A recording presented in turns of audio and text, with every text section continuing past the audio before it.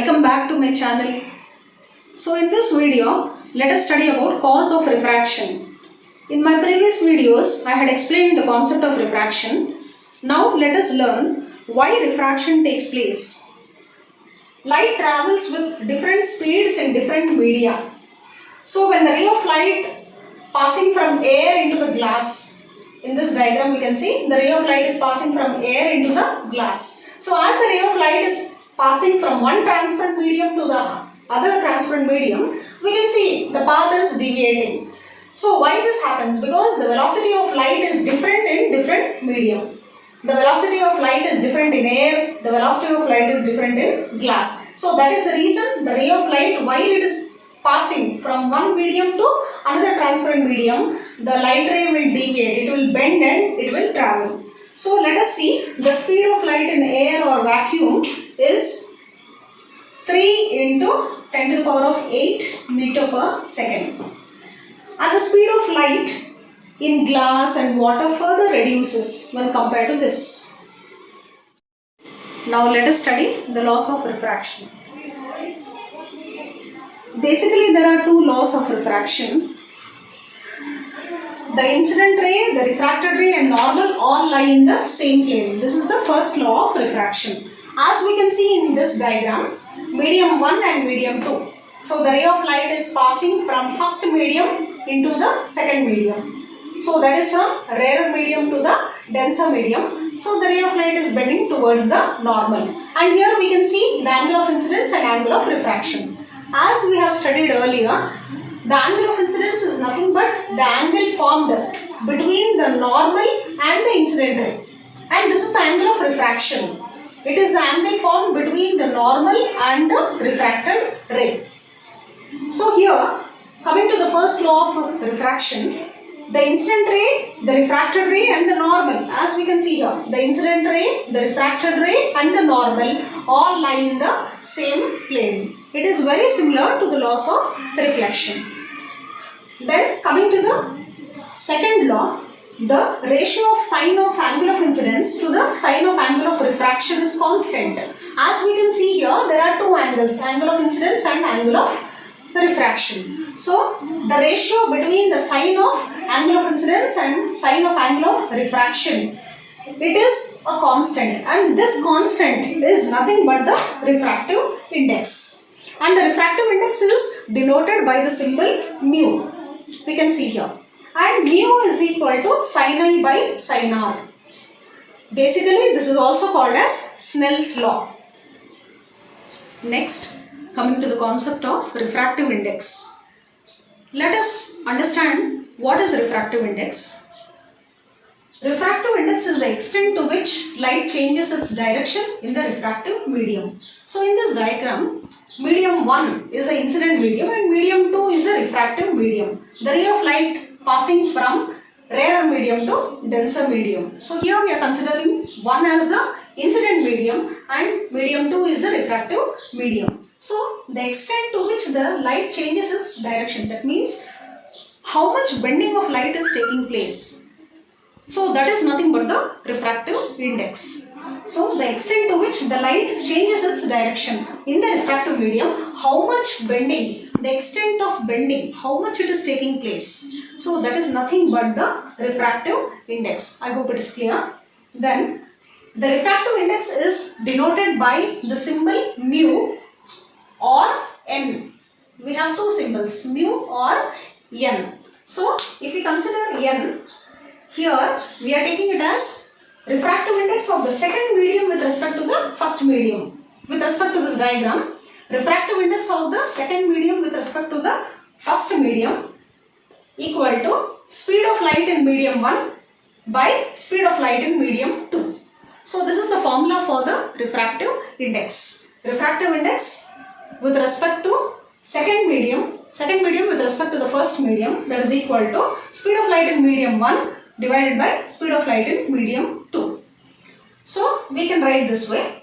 Refractive index of second medium with respect to first medium is equal to V1 by V2. So basically we can study the same law as Snell's law.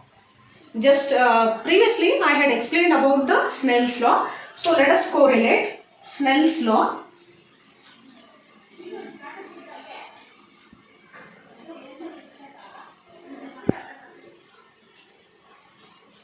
sin I by sin R.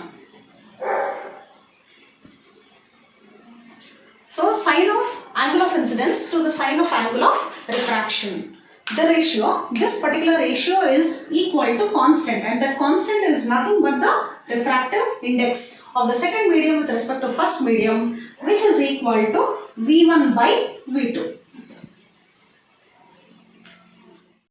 Students, let us revise the two laws of refraction. Coming to the first law, already we have studied the incident ray, the refracted ray and the normal all lie in the same plane. It's very simple and it's very similar to the first law of reflection.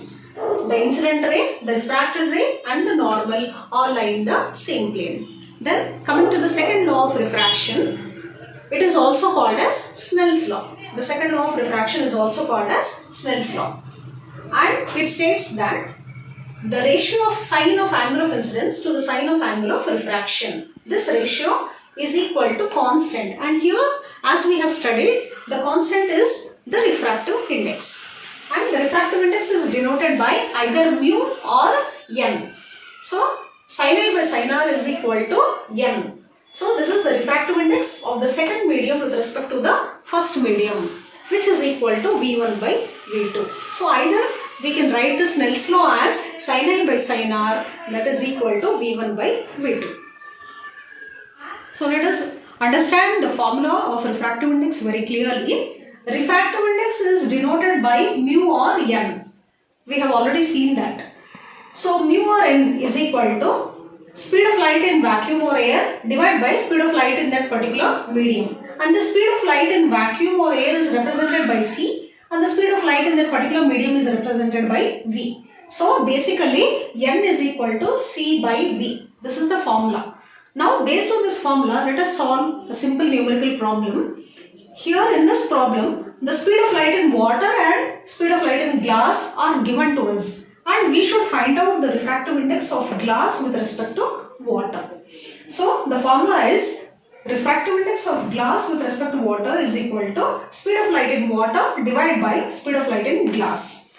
Since the values are already given to us, let us divide both the values. Speed of 2.25 into 10 to the power of 8 is the speed of light in water, and 2.0 into 10 to the power of 8 is the speed of light in glass. So when we divide these two, 2.25 divided by 2.0, we get it as 1.125.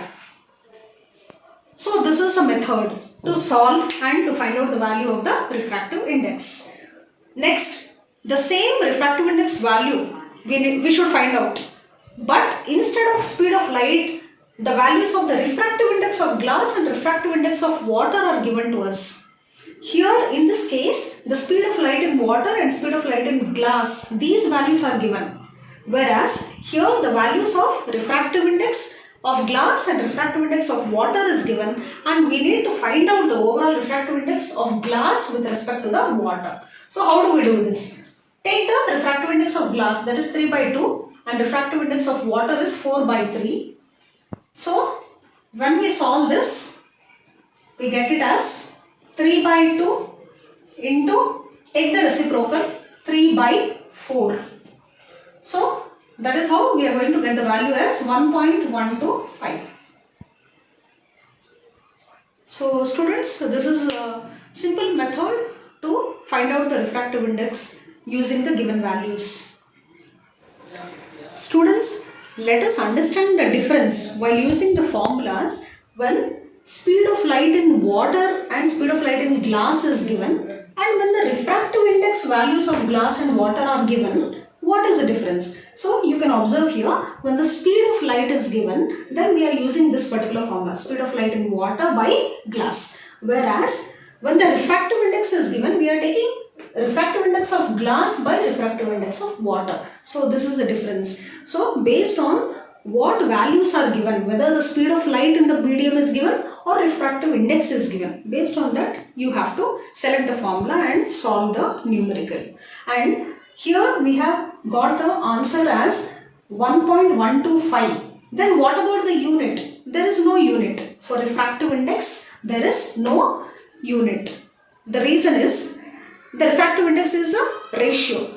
Since it is a ratio, there is no unit. So please do not write any unit. Refractive index value. Just write the value of the refractive index without the unit. So refractive index does not have any unit since it is a ratio. Make sure you like, share and subscribe to my channel, and also hit the bell icon for further notifications. Thanks for watching, and I'll catch you in the next video.